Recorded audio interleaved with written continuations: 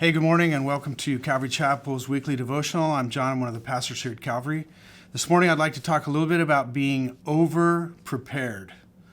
So I'm a person that definitely gets over-prepared. When I was about 8 or 9 years old, I can remember the first day of school was coming up.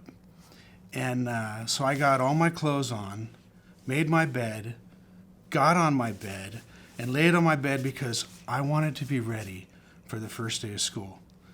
And looking back, kind of, if I was like Bruce Willis in the movie The Kid, and looking back at going back and talking to me when I was 8 or 9 years old, I would have told myself, hey, it's not all on your shoulders.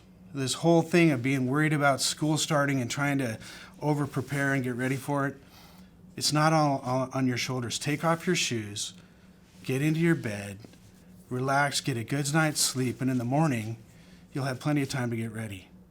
So the verse I'd like to share is out of Proverbs chapter 21 and verse 31, talking about the idea of being overly prepared. It says, "The horse is prepared for the day of battle, but deliverance is of the Lord." That's the perfect verse for the person that likes to be overly prepared. The horse is prepared for the day of battle. We, in these times that we're in, these crazy times, we need to do everything we can to be prepared. We need to try to flatten the curve. We need to, in their day, talking about preparing the horse for battle, whatever straps needed to be tightened, whatever food needed to be fed to the animal prior to the event, getting rested, we need to do everything we can to be prepared. But the verse, Proverbs 21:31 says, "The horse is prepared for the day of battle, but deliverance is of the Lord." This is a verse I've known for many years. I think when I first read it, it was in a different version, and the version said, "The horse is prepared for the day of battle, but victory is of the Lord."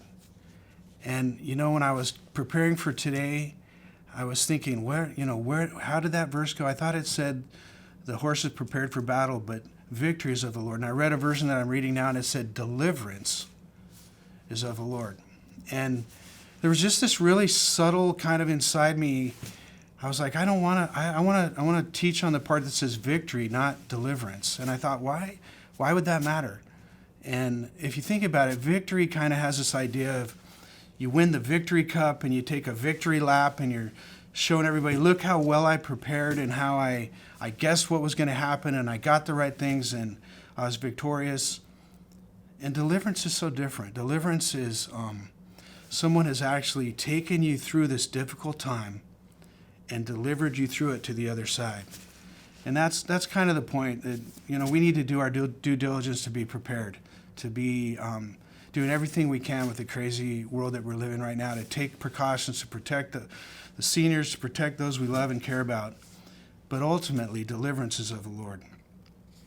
Another thing as I was thinking about this whole idea of preparing is sometimes we can over-prepare, and the verse that came to mind is Psalms 127:1 that says, "Unless the Lord builds the house, its builders labor in vain. Unless the Lord watches over the city, the watchmen stand guard in vain." Unless the Lord builds the house. As we're trying to prepare personally, I think right now there's folks who are wondering if they have a job next week, and they're trying to prepare for that. Man, it's serious. There's a lot of people that have really valid reasons to try to get prepared. But I think the question is to ask the Lord, say, God, how can I get prepared?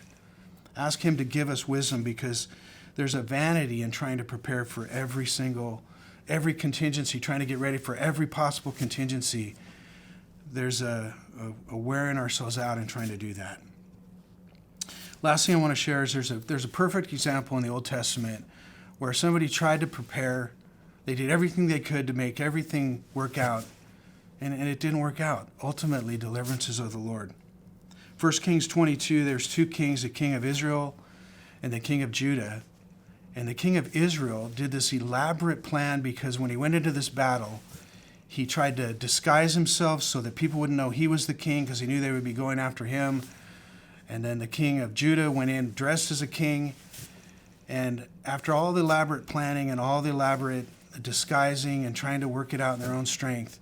It says that an archer just randomly shot an arrow up into the air, and it randomly found that one spot in the middle of the armor and penetrated the armor of the king. And all of his obsessing over preparing, all of his trying to figure it all out, ultimately, deliverance is of the Lord.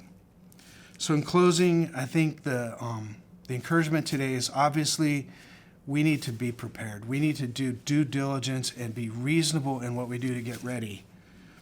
But we also need to team up now and work together. And those people who maybe aren't the ones that are the getting prepared for every detail, maybe they're the ones that are inspiring us to trust and to have faith in God.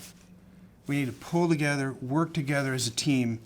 And in closing, I'll just share one last verse. Psalms 20, verse 7 says, "Some trust in chariots and some in horses, but we trust in the name of the Lord our God." So may God richly bless you as you find that balance of being prepared and resting that God's the one who gives us deliverance.